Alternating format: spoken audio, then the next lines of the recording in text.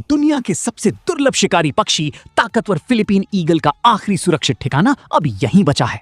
सिर्फ 400 जोड़े बचे हैं, इसलिए घोंसले में एक चूजे को देख पाना बहुत ही दुर्लभ बात है।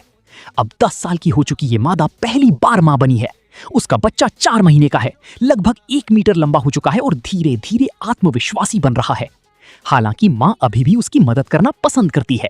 चूजा बहुत ज्यादा मांग करने वाला है, उसे समय समय पर खाना चाहिए होता है, लेकिन किसी जिद्दी छोटे बच्चे की तरह वो खाना खाते समय किसी की मदद भी नहीं चाहता। अब वो अपने पिता जितनी बड़ी हो चुकी है, इसलिए उससे बहस करना आसान नहीं।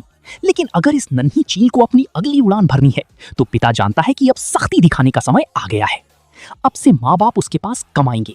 वे कभी कभी ही खाना छोड़ने आते हैं, लेकिन एक छोटा फल खाने वाला चमगादड़ इतना रोमांचक खाना नहीं है।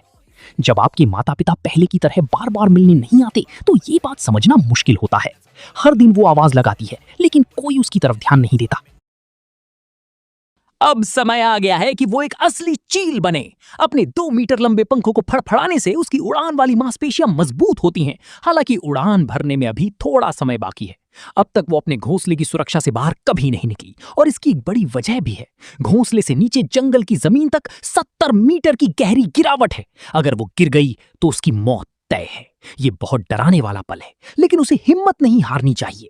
फिलहाल वो अपने बड़े पंजों और नुकीले नाखूनों को संभालना ही सीख रही है।